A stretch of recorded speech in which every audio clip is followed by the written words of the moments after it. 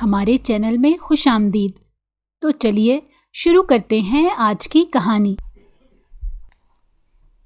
مجھے جانے دو please, N روتی ہوئی گڑ گڑائی تھی جب ایک لڑکے نے اسے پول میں دھکا دے دیا تھا۔ پانی گہرا ہونے کی وجہ سے ڈوب رہی تھی اور سب اس کا مذاق اڑا رہے تھے۔ وہ جازم خانزادہ کا فارم ہاؤس تھا جہاں پول پارٹی چل رہی تھی۔ این ایک مڈل کلاس فیملی سے تھی جو اسکالرشپ پر جازم کی یونی میں آئی تھی۔ ہر کوئی اس کے مڈل کلاس ہونے کا مذاق اڑاتا تھا اور لڑکیاں اس کے بے پناہ حسن سے خائف تھیں، جبھی دھوکے سے اسے اس پارٹی میں لائے تھے۔ یہ سارا منظر دیکھتے جازم نے غصے سے پول میں چھلانگ لگائی اور این کو اپنی جانب کھینچا۔ وہ خوف سے اس کی گردن میں ہاتھ ڈال کر بری طرح رونے لگی، جبکہ پہلی بار کسی لڑکی کے اتنا قریب ہونے پر جازم السلام علیکم سر، میں اندر آ جاؤں کیا؟ جازم خانزادہ کے پی اے نے دروازے پر دستک دیتے پوچھا۔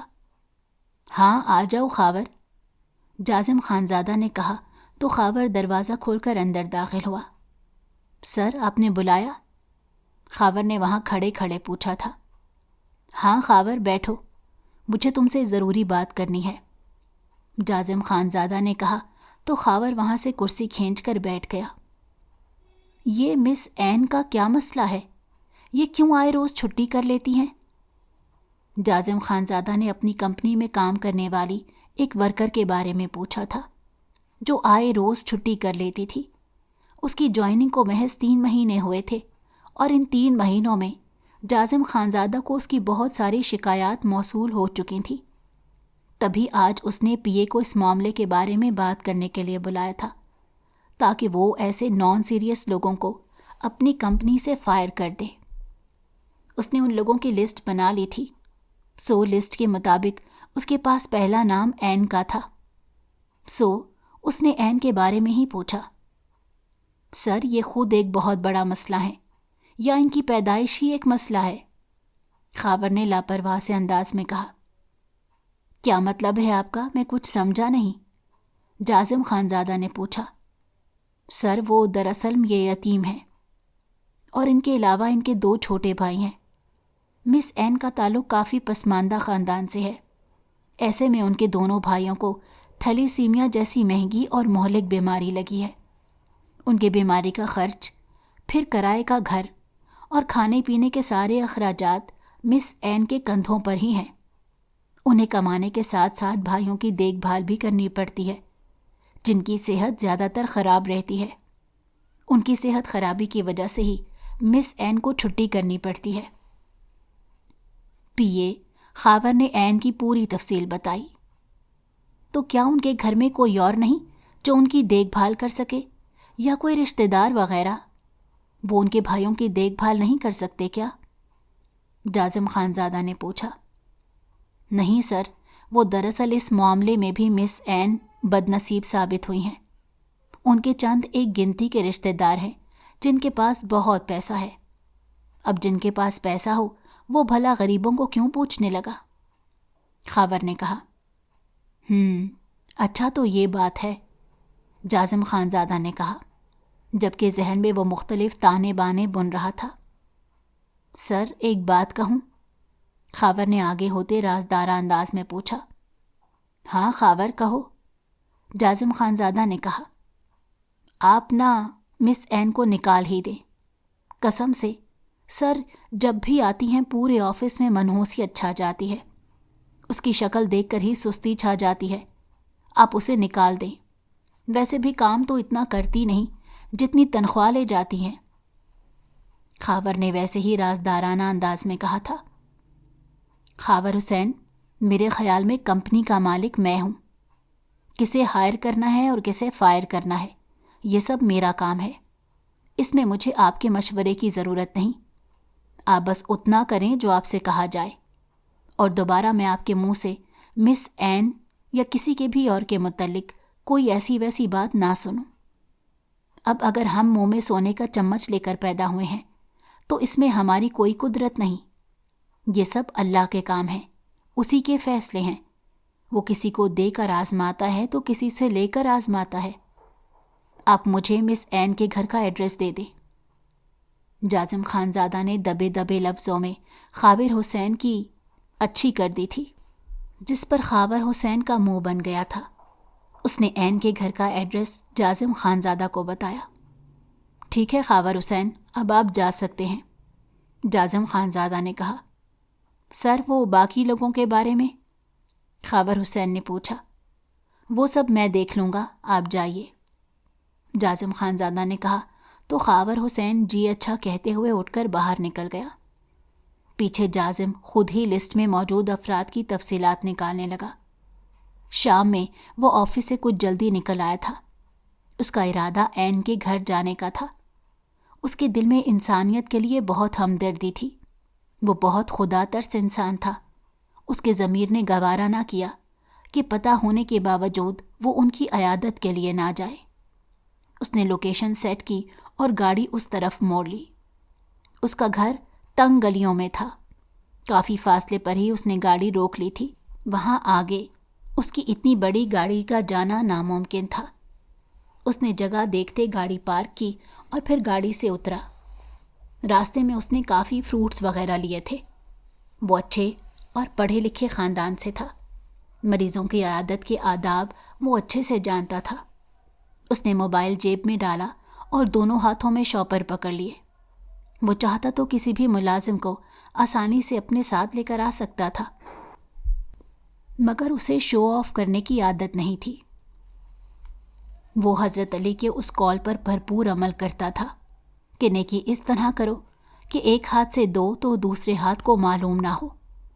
وہ ایک ٹاپ اور مشہور بزنس ٹائکون اس وقت ہاتھوں میں وزنی سامان اٹھائے ٹوٹی پوٹی کیچڑ والی گلیوں میں پیدل چلتے جا رہا تھا، صرف اس لیے کہ کل کو روز قیامت اللہ اس سے یہ سوال نہ پوچھے کہ فلاں جگہ میرا بندہ بیمار تھا، تو جانتا تھا مگر تو اس کی عیادت کے لیے نہیں گیا۔ وہ صرف اور صرف اللہ کی خوشنودی اور اس کی رضا کے لیے این کے گھر جا رہا تھا، اور صرف این ہی نہیں، اس کی کمپنی میں کام کرنے والے مینیجر سے لے کر گارڈ اور سویپر میں سے بھی اگر کسی کے گھر کوئی پریشانی ہوتی تو وہ لازمی وہاں پر پہنچتا تھا۔ اپنے رشتہ داروں اور محلے والوں کے ساتھ بھی ایسا ہی سلوک تھا۔ اتنا بڑا بزنس مین ہونے کے باوجود اسے غرور اور تکبر ذرا بھی چھو کر نہیں گزرا تھا۔ وہ انتہائی عاجز بندہ تھا۔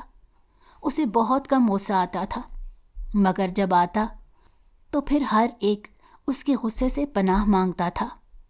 وہ ارد گرد سے بے نیاز چلتے ہوئے ایک سنگل سٹوری گھر کے سامنے پہنچا۔ دروازہ نیم وا تھا۔ جازم خانزادہ نے دستک دینے کے لیے ہاتھ اٹھانا چاہا، مگر اس سے پہلے ہی اندر سے آوازیں سن کر وہ رک گیا۔ این، مجھے نہیں پتا، مجھے آج کے آج کرایہ چاہیے۔ آج 4 تاریخ ہو گئی ہے۔ یہ تم نے کیا تماشا بنایا ہوا ہے؟ اگر یہی کچھ کرنا ہے تو گھر خالی کر دو۔ مجھ سے اب یہ کرائے کے پیچھے تو روز روز چکر نہیں لگائے جاتے۔ اندر سے کسی عورت کے بولنے کی آواز سنائی دے رہی تھی۔ آواز سے وہ کافی تیز ترار عورت معلوم ہو رہی تھی۔ خالہ پلیز آج کا وقت دے دیں، میں آذان اور اذلان کی وجہ سے آفس نہیں جا سکی۔ آپ جانتی ہیں ان کی طبیعت ٹھیک نہیں، میں ان کو ایسے اکیلے چھوڑ کر نہیں جا سکی، اسی لیے پیسے نہیں لا سکی۔ کل میں پکا دفتر جا کر آپ کو کرایہ لا کر دے دوں گی۔ اسے این کی آواز سنائی دی۔ نہیں این نہیں، تم پچھلے 4 دن سے یہی بہانے بنا رہی ہو۔ نہ تمہارے بھائی ٹھیک ہو رہے ہیں، نہ تم دفتر جا رہی ہو۔ مجھے تو یہ لگ رہا ہے شاید تمہیں نوکری سے بھی نکال دیا گیا ہے، اس لیے تم نہیں جا رہی اور مجھے بھی ٹرخا رہی ہو۔ میں تو بھائی آج کرایہ لے کر ہی جاؤں گی۔ اس عورت کی آواز پھر سے سنائی دی۔ خالہ ایسی کوئی بات نہیں، میرا کام ہے اور جب میں گئی تو پیسے مل جائیں گے، این کہنے لگی۔ اچھا اگر ایسی بات نہیں ہے تو ابھی کے ابھی فون کرو اور انہیں کہو کہ ابھی کے ابھی تمہارے اکاؤنٹ میں بھیج دیں۔ اس عورت نے کہا، خالہ میرے پاس موبائل نہیں ہے، میں کل ان دونوں کو اسپتال لے کر گئی تھی تو موبائل بیچ دیا تھا، این نے کہا۔ تم تو بہت ہی ویلی ہو لڑکی، تم میرے گھر کا کرایہ کیسے دو گی؟ اس سے تو اچھا ہے کہ تم یہ گھر خالی کر دو، مجھ سے روز روز کرائے کے لیے نہیں آیا جاتا، تم بس گھر ابھی کے ابھی خالی کر دو۔ اس عورت نے کہا، خالہ ایسا مت کریں، میں نے آپ کو کہا ہے نا کہ میں کام پر جاؤں گی تو کرایہ دے دوں گی۔ عین نے کہا، مگر وہ عورت نہ جانے کیا کر رہی تھی۔ جازم خانزادہ نے ایک مرتبہ پھر سے دروازے پر دستک دی۔ اسے یوں بنا اجازت کے اندر جانا اچھا نہیں لگ رہا تھا، مگر پھر برتنوں کے گرنے کی آواز سن کر وہ بغیر دستک دیے اندر داخل ہو گیا۔ سامنے کا منظر غیر متوقع تھا۔ وہ عورت جو عین کی مالک مکان تھی، وہ اس کے برتن اٹھا اٹھا کر نیچے پھینک رہی تھی، اور عین اس کے آگے ہاتھ جوڑ کر اس کی منتیں کر رہی تھی۔ جازم نے اسے دیکھا تو دیکھتا ہی رہ گیا۔ لمبے سنہری بال جو جوڑے کی صورت میں تھے، مگر اس عورت کے ساتھ دھکم پیل کے نتیجے میں وہ کھل کر اس کی پشت پر بکھر گئے تھے۔ ہری ہری خوبصورت جھیل جیسی آنکھیں تھیں جس میں اس وقت پانی جمع ہوا تھا۔ کیا ہو رہا ہے یہ؟ جازم خانزادہ نے پوچھا۔ اس کی آواز سن کر عین اور مالک مکان عورت دونوں ایک جھٹکے سے اس کی طرف مڑی۔ اسکائی کلر کا 3 پیس سوٹ پہنے، پیر جوتوں میں مقید تھے، ہاتھوں میں بہت سارے شاپرز تھے، جبکہ کلائی پر انتہائی قیمتی گھڑی بندھی ہوئی تھی۔ بال بے ترتیبی سے ماتھے پر بکھرے ہوئے تھے۔ وہ اس وقت کسی ریاست کا شہزادہ معلوم ہو رہا تھا، جو غلطی سے شاید اس جگہ پر آ نکلا تھا۔ سر، آپ یہاں؟ عین جازم خانزادہ کو پہچانتے ہوئے بولی، اور اس کے ساتھ ہی اس نے اپنا دوپٹہ ٹھیک کر کے سر پر جمایا، جس سے اس کے سنہری گیسو دوپٹے تلے چھپ گئے تھے۔ السلام علیکم مس عین، یہ سب کیا معاملہ ہے؟ جازم خانزادہ نے عین سے پوچھا۔ سمجھ تو وہ سب چکا تھا، مگر پھر بھی وہ خود عین کے منہ سے سننا چاہتا تھا۔ کچھ نہیں سر، آپ رک کیوں گئے؟ آئیے نا، آئیے بیٹھیے۔ عین بوکھلاہٹ کا شکار ہو گئی۔ عین اس کے ساتھ چلتی ہوئی ایک کمرے میں آئی تھی، اور وہاں لگے صوفے پر اس نے جازم خانزادہ کو بیٹھنے کی اجازت دی تھی۔ جازم کمرے کا جائزہ لیتے وہاں بیٹھ گیا۔ کمرے میں سامان کم تھا، مگر تمام سامان نفاست سے سیٹ کیا گیا تھا۔ سر، چائے یا ٹھنڈا؟ عین نے مروتاً پوچھا تھا۔ اسے تو یہی سمجھ نہیں آ رہی تھی کہ جازم اس کے گھر کیسے آ گیا۔ اسے رہ رہ کر اپنے گھر کی حالت کو دیکھ کر شرمندگی ہو رہی تھی۔ آفس میں پہلے ہی سارے اس کا مذاق اڑاتے تھے اور اسے غریب ہونے کا طعنہ دیا کرتے تھے۔ عین اس وقت بہت ڈری ہوئی تھی۔ اسے یہ لگ رہا تھا کہ جیسے جازم خانزادہ اسے نوکری سے نکالنے کے لیے آیا ہے، کیونکہ اس کی کافی چھٹیاں ہو گئی تھیں۔ نہیں، کچھ نہیں، مجھے آپ سے ضروری بات کرنی ہے۔ کیا آپ 5 منٹ کے لیے بیٹھ سکتی ہیں؟ جازم نے سنجیدگی سے کہا۔ جی سر، عین نم لہجے میں کہتے ہوئے بیٹھ گئی۔ جازم خانزادہ اس کا کپکپاتا وجود محسوس کر رہا تھا۔ آپ اتنے دنوں سے آفس نہیں آ رہی تھیں، تو میں نے سوچا میں خود آپ کے گھر چلاؤں۔ جازم نے بات کا آغاز کیا۔ جی سر، وہ اصل میں میرے بھائیوں کی صحت بہت خراب تھی، اسی لیے مجھے ان کو اسپتال لے کر جانا پڑا۔ میں اسی لیے دفتر نہیں آ سکی۔ پلیز سر، مجھے جاب سے مت نکالیے گا۔ میرے پاس صرف ایک یہی جاب ہی ہے، اس کے بغیر میرے پاس کچھ بھی نہیں۔ نئی جاب ملنا انتہائی مشکل ہے۔ پلیز سر، میں آئندہ چھٹیاں نہیں کروں گی۔ عین سر جھکاتے ہوئے بولی۔ جازم خانزادہ کو لگا کہ جیسے وہ رو رہی ہے۔ نہیں مس عین، آپ غلط سمجھ رہی ہیں، میں اس لیے یہاں نہیں آیا۔ دراصل مجھے آپ کے بھائیوں کی طبیعت کے بارے میں پتہ چلا، تو میں ان کی عیادت کے لیے آیا ہوں۔ جازم کو نہ جانے کیوں ان ہری آنکھوں میں آنسو برے لگے تھے، اس لیے وہ عین کی غلط فہمی دور کرتے ہوئے بولا۔ اس کی بات سن کر عین نے ایک جھٹکے سے سر اٹھا کر اسے دیکھا۔ آپ سچ کہہ رہے ہیں سر؟ عین کی بے یقینی اور حیرت ابھی تک قائم تھی۔ اسے یقین ہی نہیں آ رہا تھا کہ اتنا بڑا بزنس ٹائکون اس چھوٹے سے محلے کے اس چھوٹے سے گھر میں اس کے بھائیوں کو دیکھنے آیا تھا۔ آپ کا اور میرا کوئی مذاق نہیں ہے مس این، میں یہاں آپ کے بھائیوں کی طبیعت پوچھ نہیں آیا ہوں۔ ساتھ میں آپ کی سیلری بھی ڈیو تھی، تو میں نے سوچا آپ کی سیلری بھی جا کر دے آؤں، آپ کو اس وقت ضرورت ہوگی۔ یہ کہتے ہوئے جازم نے اپنی چیک بک نکالتے چیک سائن کرتے این کی طرف بڑھایا تھا۔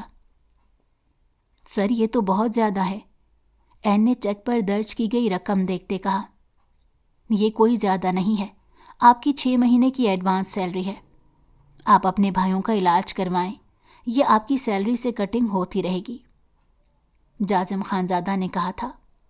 این ممنون نگاہوں سے اس شخص کو دیکھتی رہ گئی جو اس وقت اس کے گھر میں فرشتہ بن کر آیا تھا۔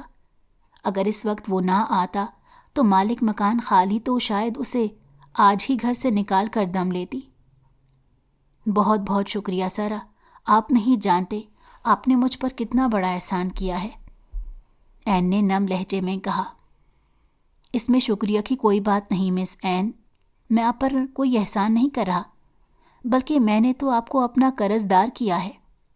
میں جانتا ہوں کہ قرض ایک بوجھ ہے، لیکن اس وقت آپ کے بھائیوں کے لیے یہ ضروری ہے۔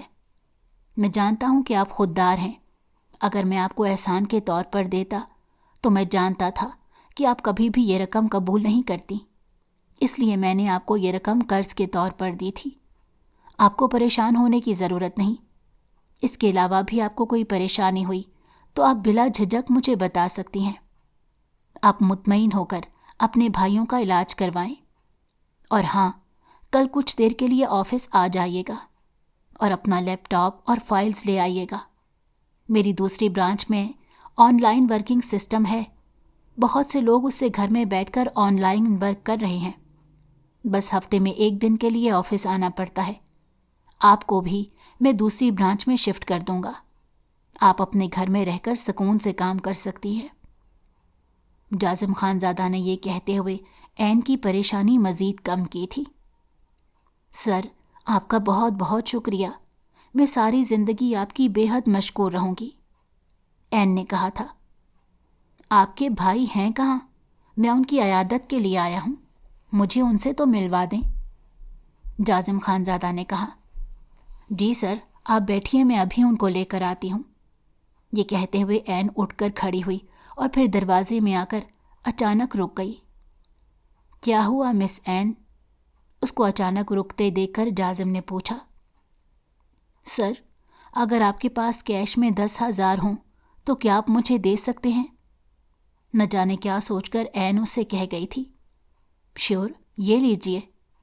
جازم نے جیب سے پیسے نکال کر اس کی طرف بڑھائے تھے۔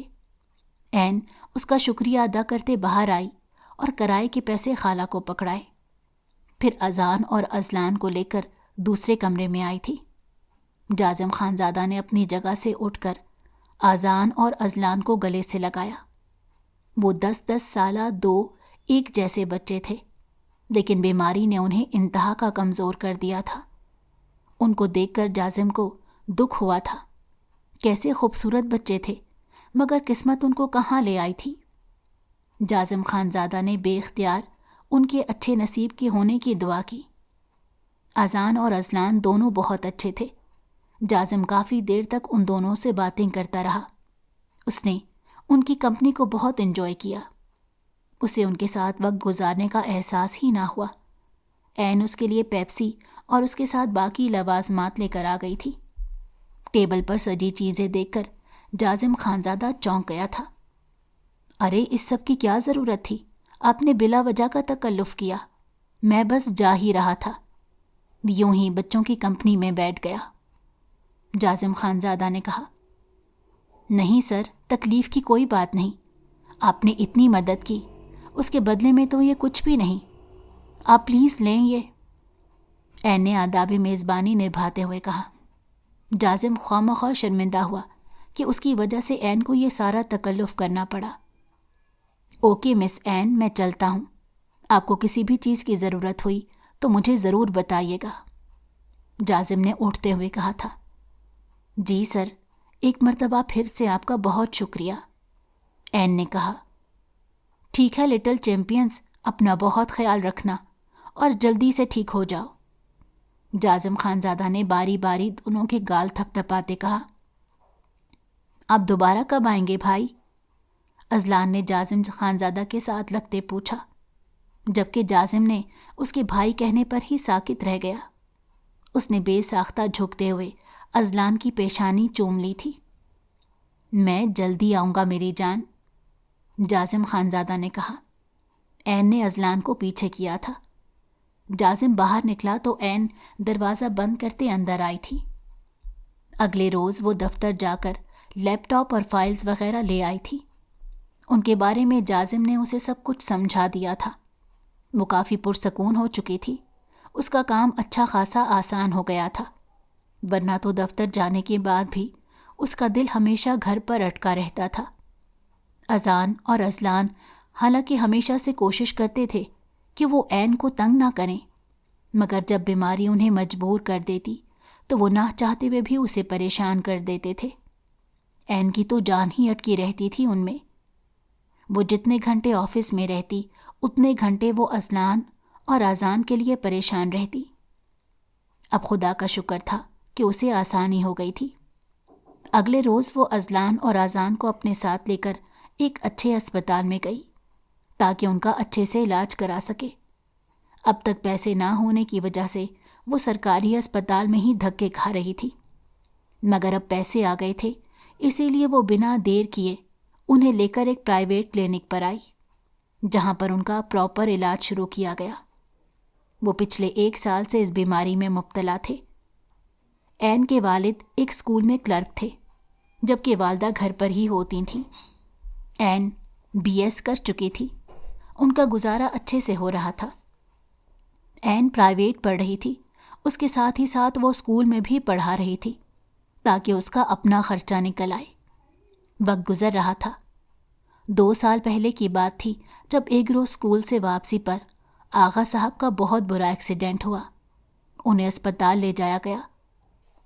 ایکسیڈنٹ شدید نوعیت کا تھا، جس میں آغا صاحب کی دونوں ٹانگیں بری طرح کچلی گئی تھیں۔ ہسپتال جاتے ہی ان کی ٹانگیں کاٹ دی گئیں۔ وہ 2 دن تک زندہ رہے اور 2 روز بعد وہ اس دار فانی سے کوچ کر گئے۔ یہ خبر جب رضیہ بیگم کو ملی تو وہ بھی یہ صدمہ برداشت نہ کر پائیں اور ان کی بھی جان چلی گئی۔ اس روز اس گھر سے 2 جنازے اٹھے تھے اور عین اپنے چھوٹے چھوٹے بھائیوں کے ساتھ یتیم ہو گئی تھی۔ جو رشتہ دار تھے وہ صرف اس وقت تک تھے جب تک کہ رضیہ بیگم اور آغا صاحب کی تہجیز و تکفین نہیں ہو گئی۔ جیسے ہی ان کی تہجیز و تکفین ہوئی، سب لوگ منہ موڑ کر چلے گئے۔ کچھ انتہائی قریبی لوگ جو تھے وہ کچھ روز تک غم ہلکا کرنے آتے رہے، مگر پھر رفتہ رفتہ وہ سب بھی اپنی زندگیوں میں مگن ہو کر ان کو بھول ہی گئے۔ عین نے اسکول کی نوکری کے ساتھ شام کے وقت گھر میں ٹیوشن بھی پڑھانا شروع کر دیا۔ گزارا پھر بھی ہونے لگا تھا۔ تینوں بہن بھائی مل جل کر رہنے لگے تھے۔ اذان اور ازلان اس وقت صرف 8 سال کے تھے، مگر دونوں جانتے تھے کہ ان کے سر سے ماں باپ کا سایہ اٹھ گیا ہے، اسی لیے انہوں نے جہاں تک ممکن ہو سکتا تھا اپنی ساری خواہشات محدود کر دیں۔ بلکہ وہ اسکول سے گھر آنے کے بعد گھر کے کاموں میں عین کا ہاتھ بٹایا کرتے تاکہ عین کو آسانی ہو جائے۔ جس وقت عین بچوں کو ٹیوشن پڑھا رہی ہوتی، اس وقت بھی ان کے سامنے جو بھی کام آتا وہ اسے مل بانٹ کر لیا کرتے تھے۔ وہ جانتے تھے کہ ان کی بہن ان کے لیے محنت کر رہی ہے، اس لیے وہ اس کی مدد کرتے تاکہ اسے تھکن نہ ہو۔ اذان، اٹھ جاؤ، اسکول کے لیے دیر ہو رہی ہے۔ پچھلے آدھے گھنٹے میں اس نے یہ 3ری مرتبہ آ کر اذان کو جگایا تھا، مگر اذان ہاں ہوں کر کے پھر سے سو جاتا۔ اذان، کیا ہو گیا؟ تم اٹھ کیوں نہیں رہے؟ میری آج ڈیوٹی ہے، میں لیٹ ہو جاؤں گی۔ اس نے پھر سے آ کر اذان کو جگایا۔ آپ ایسا کریں، آپ چلی جائیں، میں اور اذان آ جائیں گے، ازلان نے عین کے پاس آتے کہا۔ مگر ازلان، ایسے کیسے چلی جاؤں؟ ابھی برتن دھونے ہیں، اس کا بستر اٹھانا ہے، مگر یہ ہے کہ اٹھ ہی نہیں رہا، عین نے پریشانی سے کہا۔ آپ جائیں، میں اس کو اٹھا لوں گا اور ہم دونوں وقت پر پہنچ جائیں گے، آپ پرسکون ہو کر جائیں۔ ازلان نے بڑے بھائیوں کی طرح تسلی دی تھی۔ عین پرسکون ہوتے اسکول چلی گئی، جبکہ پیچھے ازلان اذان کے پاس آیا اس کے منہ سے کمبل اتارتے اس کی پیشانی پر ہاتھ رکھا جو اس وقت کوئلے کے جیسے تپ رہی تھی۔ وہ جانتا تھا کہ اذان کو رات سے بخار تھا، مگر اس نے عین کو نہیں بتایا تھا، یہ سوچ کر کہ اسے پریشانی ہوگی۔ اس کو خود بھی اپنی طبیعت کئی دنوں سے خراب محسوس ہو رہی تھی۔ رات میں اسے بھی اچانک بخار ہو گیا تھا، مگر وہ صبح اٹھتے ساتھ ہی ٹھنڈے پانی سے نہایا، جس کے بعد اسے اپنی طبیعت کچھ بہتر محسوس ہو رہی تھی۔ وہ اذان کو بھی اسی لیے اٹھا رہا تھا کہ وہ بھی اٹھ کر نہا لے تاکہ اس کا بھی بخار اتر جائے، مگر اذان واقعی نہیں اٹھ رہا تھا، بلکہ اب تو وہ بالکل بے سدھ ہو گیا۔ اس کی رنگت تیزی سے زرد ہو رہی تھی، جسے دیکھ کر اذلان ایک دم ڈر سا گیا۔ ازی کیا ہوا؟ اٹھو ازی، اٹھ جاؤ، میں تمہیں ڈاکٹر کے پاس لے جاؤں گا، اٹھ جاؤ ازی۔ وہ اذان پر جھکا اسے جگانے کی کوشش کر رہا تھا، مگر اذان مکمل طور پر بے سدھ ہو چکا تھا۔ اسے یوں دیکھ کر اذلان کے ہاتھ پیر پھول گئے۔ وہ فوراً سے کچن میں گیا اور پانی کا جگ اٹھا لایا اور لا کر اذان کے پر پانی کے چھینٹے مارے، مگر کوئی فائدہ نہ ہوا۔ اذان کا جسم ٹھنڈا پڑنے لگا تھا۔ تب اذلان فوراً اسکول کی جانب بھاگا۔ عین کو اسکول پہنچے ابھی بمشکل 10 منٹ ہوئے تھے جب اذلان بھاگتا ہوا وہاں پہنچا۔ اذلان، کیا ہوا؟ تم ایسے کیوں آ گئے؟ اذان کہاں ہے؟ اسے یوں حواس باختہ دیکھ کر عین نے پوچھا۔ آپ ہی جلدی میرے ساتھ چلیں، وہ اذان اٹھ نہیں رہا، وہ یلو ہو رہا ہے، پتہ نہیں اسے کیا ہو گیا، جلدی آپ ہی آئیں۔ اذلان نے گھبرائے ہوئے لہجے میں کہا تھا۔ یہ کیا کہہ رہے ہو تم؟ کیا ہوا ہے اسے؟ عین نے پریشانی سے پوچھا۔ میں نہیں جانتا، آپ بس میرے ساتھ چلیں، اذلان نے کہا تو عین جلدی سے پرنسپل کو بتاتے اذلان کے ساتھ اسکول سے نکل آئی۔ وہ بہت مشکل سے گھر پہنچی تھی۔ آگے اذان کی حالت دیکھ کر وہ چکرا کر رہ گئی۔ وہ فوراً سے اذان کو اٹھاتی قریبی کلینک کی طرف بھاگی تھی، مگر ان لوگوں کو اسے دیکھتے ساتھ ہی اسپتال لے جانے کا کہا۔ اذلان بہن کے ساتھ تھا۔ عین اسے قریبی سرکاری اسپتال لے کر گئی تھی، جہاں اچھی خاصی خواری کے بعد انہوں نے اذان کو ایڈمٹ کر لیا۔ اذان کے کچھ ٹیسٹ بھی کیے گئے تھے۔ ڈاکٹر بتائیے نا، میرے بھائی کو کیا ہوا؟ کل تک تو وہ بالکل ٹھیک تھا، عین نے ڈاکٹر سے پوچھا۔ عین، آپ کے بھائی کو تھیلیسیمیا ہے۔ یہ ایک ایسی بیماری ہے جس میں مریض کے جسم سے وائٹ بلڈ ختم ہو جاتا ہے۔ آپ کا بھائی اسی بیماری میں مبتلا ہے، ڈاکٹر نے رپورٹ دیکھتے بتایا۔ یہ خبر عین پر قیامت بن کر ٹوٹی تھی۔ ایسا کیسے ہو سکتا ہے ڈاکٹر؟ یہ سچ نہیں ہے، آپ کی رپورٹ غلط ہے، میرا بھائی تو بالکل ٹھیک ہے، یہ نہیں ہو سکتا، عین ہذیانی انداز میں چلائی۔ ایسا ہو چکا ہے مس عین، آپ حوصلہ رکھیں، وہ ٹھیک ہو جائے گا انشاءاللہ۔ ڈاکٹر نے اس کی حالت دیکھتے اسے تسلی دی، جبکہ عین تو ایسے تھی جیسے اس کی روح کھینچ لی گئی ہو۔ اذان کی حالت دیکھ کر اس کا دل کٹ رہا تھا، نہ جانے یہ اللہ کی کیسی آزمائش تھی۔ عین بہت دل برداشتہ ہو چکی تھی۔ صرف عین ہی نہیں بلکہ اذلان بھی بہت پریشان تھا۔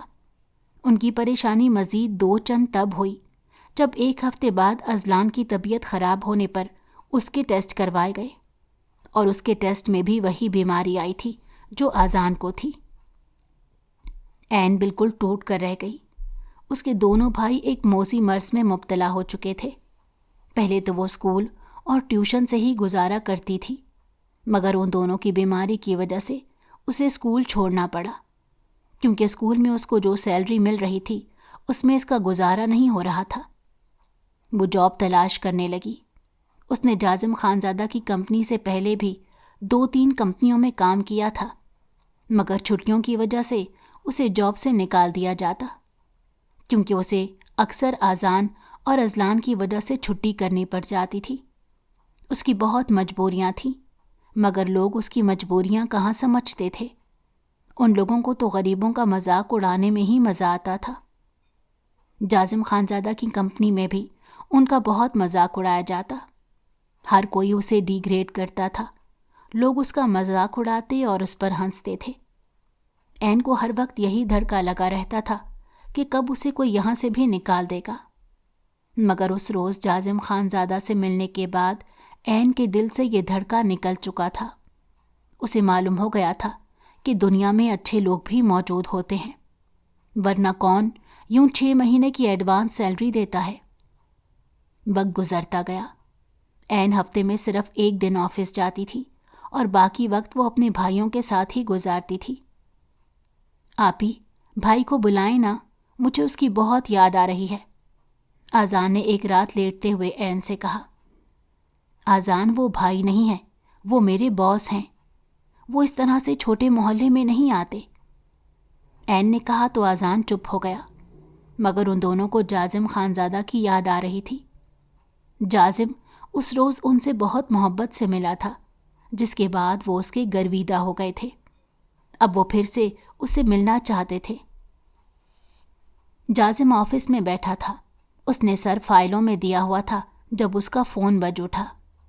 एक मर्तबा तो उसने ध्यान नहीं दिया। फ़ोन बज कर खुद ही बंद हो गया।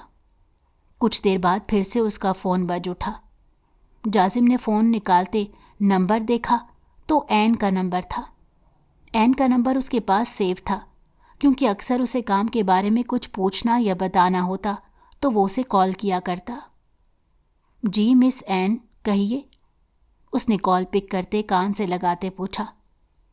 जाजिम भाई, आप ही ने कॉल नहीं की, कॉल हमने की है। हम आजान और अजलान हैं। अजलान बोला था।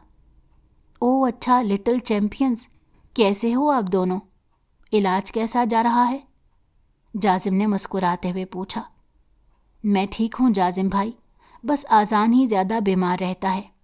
आप ही लेकर जाती हैं चेकअप के लिए, अजलान ने बताया। अच्छा, बहुत अच्छी बात है। आजान भी इंशाल्लाह जल्दी ठीक हो जाएगा। और क्या कुछ मसरूफियात हैं? कैसे याद कर लिया आज? जाजिम ने पूछा। जाजिम भाई, हम तो आपको रोज़ाना याद करते हैं। आप ही से इतने दिनों से कह रहे थे कि आपको बुलाएं, मगर वो मना कर देती। कभी कहती कि आप हमारे छोटे से घर में नहीं आएंगे, तो कभी कहती हैं कि आप मसरूफ़ हैं। हमें आपकी बहुत याद आती है। आप हमारे घर आ जाए ना, हमें आपसे मिलना है। अब की मर्तबा अजलान ने कहा था। मैं सदके जाऊं मेरे बीमार बच्चे, कैसे हो तुम? आई एम सॉरी, मैं भूल गया था। मसरूफियत ज़्यादा थी इसीलिए नहीं आ सका। मैं अभी चक्कर लगाता हूँ। इस वक्त कहाँ हो तुम लोग, और तुम्हारी आप ही कहाँ हैं? हम घर पर हैं जाजिम भाई, और आप ही मार्केट गई हैं। हम उनसे छुप कर आपको कॉल कर रहे हैं। आप उन्हें ना बताना कि हमने आपको कॉल की है, वरना वो हमें डांटेंगी। आप बस किसी बहाने से आ जाएं।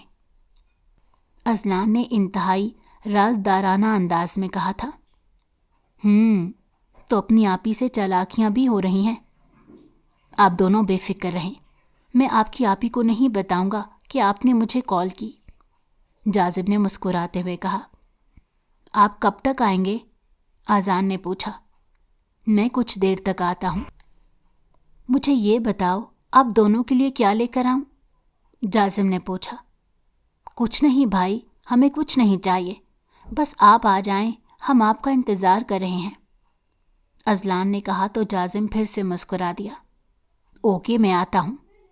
जाजिम ने कहकर कॉल काट दी और फिर वो ऑफिस से निकलता मार्केट आया था, जहाँ उसने आजान और अजलान के लिए कुछ चीज़ें खरीदी। उसे यूं खाली हाथ जाना अच्छा नहीं लग रहा था। 1 घंटे बाद वो उसके घर के सामने था। ऐन ने ही दरवाज़ा खोला था। अस्सलाम वालेकुम सर। जाजिम को देखते ही उसने सलाम किया। बस सलाम, क्या हाल है, कैसी हैं आप? और बच्चे कैसे हैं? जाजिम ने पूछा। वो भी ठीक हैं, आइए अंदर आइए, ऐन ने कहते हुए उसे अंदर आने का रास्ता दिया। अजान और अजलान उसे देखते ही भागते हुए उस तक आए और उससे लिपट गए। ऐन हैरानगी से ये मंजर देखकर रह गई थी। जाजिम काफ़ी देर तक उनके साथ घर पर रहा। फिर अक्सर ऐसा होने लगा। जाजिम अक्सर बच्चों के बुलाने पर बहाने बहाने से उनके घर चला आता। बच्चे तो ये देखकर बहुत खुश हुए, مگر محلے والوں نے باتیں بنانا شروع کر دیں۔ ایک روز یوں ہی جازم ان کے گھر آیا ہوا تھا۔ اذان اور اذلان باہر جانے کی ضد کر رہے تھے۔ جازم اکثر انہیں گھمانے کے لیے باہر پارک میں لے جایا کرتا۔ وہ سب بہت خوش رہتے تھے، مگر اس رات اذان کی طبیعت بہت خراب تھی، اس لیے عین اسے باہر جانے کی اجازت نہیں دے رہی تھی۔ آپ ہی پلیز مان جائیں نا، اذلان عین کی منت کرتے ہوئے بولنے لگا۔ اذلان، آپ ہی کو تنگ نہ کرو، اگر وہ نہیں بھیج رہی تو رہنے دو نا، میں بھی نہیں جانا چاہتا، میں بہت تھک گیا ہوں، مجھے آرام کرنا ہے۔ اس سے پہلے کہ عین کچھ کہتی اذان بول پڑا۔ اس کی تھکے تھکے لہجے میں کی گئی بات سن کر جازم سمیت سبھی نے حیرانگی سے اس کی طرف دیکھا، کیونکہ باہر جانے کا شوق اسی کو زیادہ تھا۔ اذان، کیا ہوا؟ تم ٹھیک ہو؟ تمہاری طبیعت ٹھیک ہے؟ چلو اسپتال چلتے ہیں۔ اس کا سست پڑتا چہرہ دیکھ کر عین فوراً اس کے قریب آئی۔ نہیں آپی، میں ٹھیک ہوں، مجھے کچھ نہیں ہوا، بس مجھے سلا دیں آ کر۔ اذان نے اٹھ کر کمرے کی طرف جاتے کہا، لیکن ابھی وہ چند قدم ہی چلا کہ لڑکھڑا کر گرا۔ اذان! عین کی دلخراش چیخ گونجی تھی۔ جازم نے آگے بڑھ کر اذان کو باہوں میں بھر کر نیچے گرنے سے بچایا۔ اذان اس کی باہوں میں گرتے ہی بے جان ہوا تھا۔ اذان! اذان! عین گرتی پڑتی اس تک پہنچی۔ اذان نے نیم واں آنکھیں کھولتے جازم خانزادہ کے چہرے کی طرف دیکھا۔ بھائی، آپ ہی کا خیال رکھنا۔ اتنا کہتے ہی اذان کی نظریں ساکت ہوئی تھیں اور اس کا جازم خانزادہ کے چہرے پر رکھا ہوا ہاتھ نیچے آ گرا تھا۔ عین اور اذلان دونوں چیخنے لگے تھے۔ ان کی چیخیں سن کر محلے اور آس پڑوس کے لوگ ان کے گھر آئے تھے۔ ان کے گھر کافی رش پڑ چکا تھا، سب لوگ ہی افسردہ ہو گئے تھے۔ عین بے ہوش ہو کر ایک طرف گر چکی تھی۔ محلے کی عورتیں ہی اسے اٹھا کر اندر کمرے میں لے کر گئی تھیں۔ جازم خانزادہ نے ہی اذان کے جنازے کے سارے انتظامات سنبھالے۔ اس کے ساتھ ساتھ وہ اذلان کو بھی سنبھال رہا تھا، جو بالکل چپ چاپ بیٹھا بس اذان کو دیکھے جا رہا تھا۔ جازم سمجھ گیا کہ اذان کی موت دیکھ کر اذلان ڈر گیا ہے۔ وہ اذان کو اپنے پاس بٹھائے اسے تسلی دے رہا تھا۔ عین کو کچھ دیر بعد ہوش آ گیا اور وہ روتے چیختے چلاتے اذان کی میت کے پاس آئی۔ اذان! اذان! اٹھو اذان، تم ایسا نہیں کر سکتے، اٹھ جاؤ، تم اپنی آپی کو یوں چھوڑ کر نہیں جا سکتے۔ عین! اس کا جنازہ جھنجھوڑنے لگی تھی۔ عین، کیا کر رہی ہو؟ ہوش میں آؤ، تم اسے تکلیف دے رہی ہو۔ ایک عورت اسے پیچھے کرتی ہوئی بولی۔ جنازہ اٹھانے کا وقت ہوا تو عین کی حالت اور بھی خراب ہو گئی۔ وہ چارپائی کے ساتھ ہی لپٹ گئی تھی۔ جازم خانزادہ اذان کو خود اس کی آرام گاہ تک پہنچانا چاہتا تھا، مگر عین کی حالت دیکھ کر وہ رک گیا۔ ایک طرف عین تھی تو دوسری طرف اذلان۔ وہ اذلان کو کمرے میں چھوڑ کر آیا تو جنازہ گھر سے نکل رہا تھا، اور اس کے ساتھ ہی عین بھاگی تھی، جس کا دوپٹہ راستے میں ہی گر گیا تھا۔ وہ ارد گرد سے بے نیاز بس اذان تک پہنچنا چاہتی تھی۔ عین! عین، ہوش کریں، کیا کر رہی ہیں آپ؟ سنبھالیں خود کو۔ جازم خانزادہ نے خود پر ضبط کرتے بہت مشکل سے اس کے شانے پکڑتے اسے اپنی طرف موڑا۔ مجھے میرا عزی لا کر دیں، پلیز مجھے میرا عزی لا کر دیں، میں اس کے بغیر مر جاؤں گی، جازم میں مر جاؤں گی اس کے بغیر۔ وہ اس کا گریبان پکڑتے بے بسی سے کہنے لگی۔ آج پہلی مرتبہ اس نے جازم کا نام لیا تھا، اور جازم کو آج سے پہلے کبھی بھی اپنا نام اتنا پیارا نہیں لگا تھا۔ عین، عزی ہمارے پاس ہے، ہمارے ساتھ، ہمارے ارد گرد، آپ کے اندر، اذلان کے اندر، اور اس گھر کے اندر۔ آپ کا عزی یہاں پر ایک چیز میں ہے، ہر ایک چیز میں وہ زندہ ہے۔ عین، ہمارے دلوں میں زندہ ہے، وہ ہماری سانسوں میں زندہ ہے۔ آپ پلیز خود کو سنبھالیں، اگر آپ کو کچھ ہو گیا تو اذلان کو کون سنبھالے گا؟ جازم خانزادہ نے اس سے کہا، اور پھر دوپٹہ اٹھاتے اس پر اوڑھاتے اس کو اندر لے گیا، جہاں اذلان تھا۔ وہ رات گئے تک وہیں رہا، مگر اس کے بعد وہ اپنے گھر آ گیا۔ یوں جوان جہان لڑکی کے گھر رات رکنا اسے کچھ مناسب نہیں لگا تھا۔ اگلے روز وہ پھر سے وہاں گیا تھا۔ وہ دونوں اس وقت تک رات جیسی حالت میں ہی بیٹھے تھے، جبکہ ڈاکٹر نے تاکید کی تھی کہ اذلان کی ڈائٹ اچھی ہونی چاہیے۔ اس کی ریگولر کی میڈیسن تھی جن میں ناغہ نہیں ہونا چاہیے تھا۔ این، آذان تو مر گیا ہے، کیا آپ اذلان کو بھی مارنا چاہتی ہیں؟ آپ جانتی بھی ہیں کہ وہ بیمار ہے، مگر پھر بھی آپ اس کا خیال رکھنے کے بجائے اسے لے کر اب تک بھوکی بیٹھی ہیں۔ چلے اٹھیے، میں ناشتہ لے کر آیا ہوں۔ خود بھی کریں اور اذلان کو بھی کروائیں۔ اگر اسے زندہ دیکھنا چاہتی ہیں تو پلیز اس کا خیال رکھیں۔ جازم خانزادہ نے اس سے ریکویسٹ کی تھی۔ وہ ساری رات سو نہیں پایا تھا۔ اذان کا ہنستا کھیلتا چہرہ اور اس کے خوبصورت جملے پوری رات جازم کی آنکھوں میں پھرتے اور کانوں میں گونجتے رہے۔ خیر، دن گزرنے لگے۔ اس روز آذان کو مرے 10واں دن تھا جب اچانک محلے والے اکٹھے ہو کر عین کے گھر آ گئے۔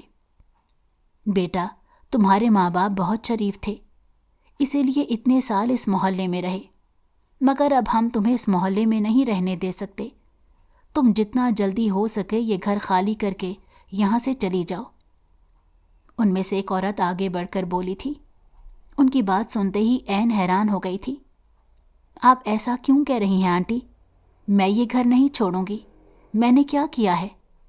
عین نے پوچھا۔ کرنے کو رہ کیا گیا ہے؟ صبح شام روزانہ ایک جوان جہان مرد تمہارے گھر کے چکر لگاتا ہے، گھنٹوں وہ تمہارے گھر رہتا ہے، نہ جانے تم لوگ اندر کیا کیا کرتے ہوگے۔ ہم عزتوں والے لوگ ہیں، ہم ایسی بے حیائی برداشت نہیں کریں گے۔ ایک اور عورت آگے بڑھتے کہنے لگی، جبکہ اس کی بات سن کر نہ صرف عین بلکہ دروازے سے اندر آتا جازم بھی ہکا بکا رہ گیا۔ یہ کیا بکواس کر رہی ہیں آپ؟ عین کچھ نہ بولی تو جازم آگے بڑھتے دھاڑا تھا۔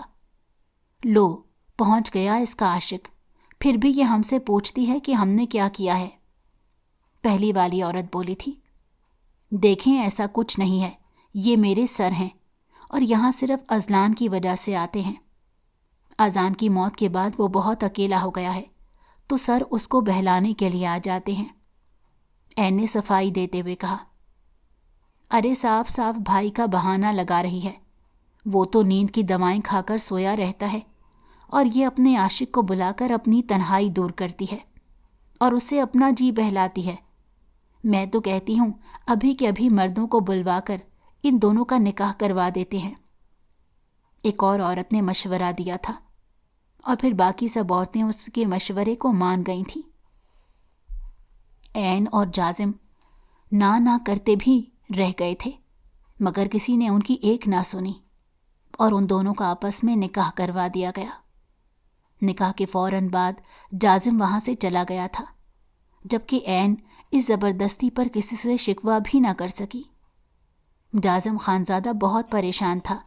وہ نہیں جانتا تھا کہ اس کا یوں بار بار اس کے گھر جانا اس لڑکی کے لیے یوں مصیبت کھڑی کر دے گا۔ وہ تو اس سے اس قدر شرمندہ تھا کہ وہ اسے کال کر کے بھی اسے معذرت نہ کر سکا۔ اس میں اتنا حوصلہ ہی نہیں رہا تھا۔ زیادتی تو خود اس کے ساتھ بھی ہوئی تھی، مگر وہ تو لڑکی تھی۔ ایک تو اس پر اتنی بڑی قیامت ٹوٹی تھی اور اوپر سے ان ظالم لوگوں نے اس پر ایک اور ظلم کر دیا تھا۔ وہ جانتا تھا کہ اس وقت عین پر کیا گزر رہی ہوگی، مگر وہ چاہ کر بھی اس سے 2 بول ہمدردی کے نہ بول سکا۔ اس واقعے کو پورا 1 مہینہ گزر گیا تھا۔ عین بالکل ہی گھر کی ہو کر رہ گئی تھی۔ اس نے اس 1 مہینے میں کوئی کام نہیں کیا۔ اذلان بھی اندر ہی اندر گھٹ رہا تھا۔ آذان کی موت کے بعد اس کے دل میں بھی ڈر بیٹھ گیا تھا کہ موت اسے بھی ایک روز یوں ہی اچانک جکڑ لے گی۔ عین اپنی ذہنی ٹوٹ پھوٹ کا شکار ہوتی اسے بھی بھول ہی چکی تھی۔ جب اس کے پاس ڈاکٹر کی کال آئی کہ آج اذلان کو وائٹ بلڈ لگنے کی ڈیٹ تھی، وہ اپنے اندر ہمت مجتمع کرتے اٹھ کھڑی ہوئی اور اذلان کو لے کر اسپتال گئی۔ وہیں پر اسے جازم کی کمپنی میں ہی کام کرنے والی ایک لڑکی مل گئی۔ اس کی عین کے ساتھ کافی دعا سلام تھی۔ یار کہاں گم ہو گئی ہو؟ ہم لوگ کب سے تمہیں کانٹیکٹ کرنے کی کوشش کر رہے ہیں، تمہارا کوئی اتا پتہ بھی نہیں۔ جازم سر بھی تمہارا فون ٹرائی کرتے رہتے تھے۔ تمہارے پاس کوئی فائل تھی، تم نے وہ سبمٹ نہیں کروائی، تو سر جازم کو دوبارہ سے وہ سارا کام خود کرنا پڑا۔ خیر، تمہیں کال اس لیے کر رہے تھے کہ کل جازم سر کے گھر میں پارٹی ہے، انہوں نے سب کو انوائٹ کیا ہے، تمہیں بھی بلا رہے تھے، مگر تم سے رابطہ نہیں ہوا۔ اب تم مل گئی ہو تو تمہیں بتا رہی ہوں، آ جانا، بہت مزہ آئے گا، میں تمہارا انتظار کروں گی۔ ردا نے اس کا ہاتھ پکڑتے ہوئے کہا۔ عین نے انکار کر دیا تھا، مگر جب گھر آئی تو واٹس ایپ آن کیا جہاں ڈھیروں ڈھیر نوٹیفیکیشن آئے ہوئے تھے۔ جازم کی طرف سے بھی اسے پارٹی کے لیے انویٹیشن آیا تھا۔